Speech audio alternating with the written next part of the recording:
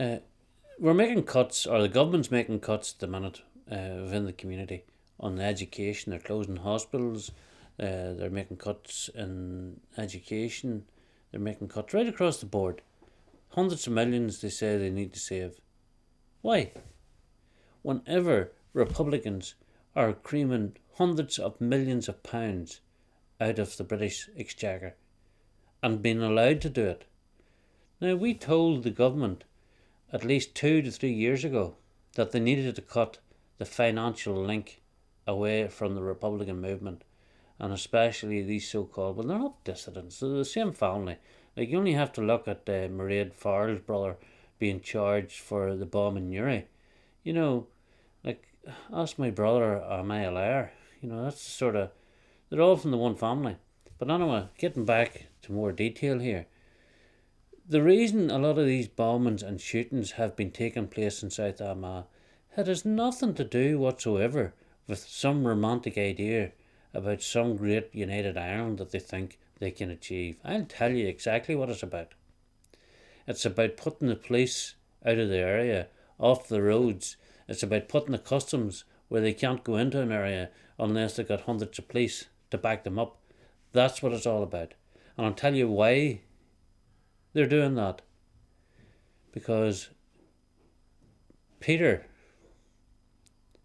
now Peter, you know that you're running in cahoots with Donaldson, who is the main oil man who has taken over from Slab.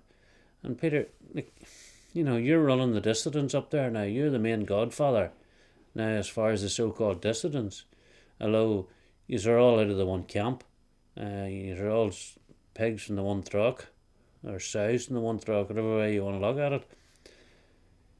The reason why you've been doing these bombings and these shootings is to stop the police patrolling in the areas the way they have, so that you can move your fuel, your cigarettes, to the tunes of hundreds of millions of pounds. And the thing is, our government know this, and our politicians, but they're afraid to go in and take them out because it might cause too much problems within the Republican community. Because some of these people are the brothers or the sons of the so-called peacemakers of the IRA. They say there's not as big a threat today as what there was with the IRA. Well, I would say this. There was not as big a threat as what there was before the ceasefires was called. The threat today is every bit as bad as it was before the ceasefires were called, because the security forces were on top of them at that stage. Now they can't even find them because they got rid of all the good intelligence that they had. Experienced officers, they got rid of them. Republicans are now trying to terrorise the community again so they can operate freely with their lantern plants. Well, people need to realise when they're buying this smuggled fuel, whenever your hospital gets closed, it's because you're buying that smuggled fuel. Whenever you buy that packet of cigarettes that belongs to the IRA, that's why your hospital is getting closed. Because the money that's been lost to the British taxpayer. I have to say, Mr. McShane, now that your name is out and you're working in cahoots with Donaldson with the fuel, and you're also running with Protestants as well. These so-called Protestants who are distributing your fuel for you and allowing these people to buy weapons with the money that they're making and to terrorise the community. These Protestants, you're no better than the scum that you're dealing with. And we demand that the asset recovery or SACA or whatever you want to call them go in and do their job in South Armagh, especially because it's like a supply base up here. There's more fuel up here than there is at the docks in Belfast. Like, when are they going to waken up to what's going on? Now, if we know what's going on and we know who these people are, why is the security forces not allowed to go in and deal with them? Because they don't want to upset the Republican movement. They don't want to upset Sinn Féin. Because what's the first thing Sinn Féin will say? The police are being heavy-handed. They're in annoying our poor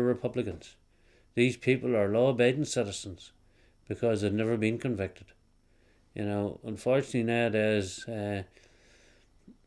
if you haven't been convicted, even though everybody and their dog knows that you're at it, you have to say that these people are good, upstanding members of the community. Well, we don't.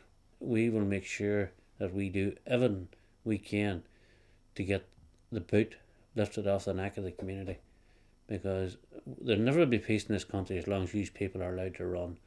And we say this to the intelligence service. If you truly want peace in this country, deal with these people. Go in and take them out and close them down once and for all. Close down their smuggling, their cigarettes, their VAT evasion, their fraud, their tax evasion, because it's costing this country somewhere between 200 and 400 million. And there's your cut saved. Instead, SACA, for every pound they recover, they're spending £10 to get it. We all want to live in peace, but we're not going to be intimidated or threatened to go down a road that we don't want to go down. And until you remove these, the like of Peter and these chaps who are nothing but dirtbags, and Donaldson, who's now taken over from Slab, who want the roads cleared because they want to run freely. Until you stop it, we will always have conflict in South Armagh and other parts of Northern Ireland. You need to go in and take it out at the root. And we're asking you to go in and do it. We're asking you to close these people down so that we can move on and live. We may never have a perfect peace, but if we once seen that you actually were genuine and dealing with these people, then perhaps we could start to get on with our lives. But not while people can go in and shoot up police stations and blow up police stations, plant bombs on the side of the road, do road checks, all in the name of keeping the security forces out of South Armagh. Well, the people's had enough of it.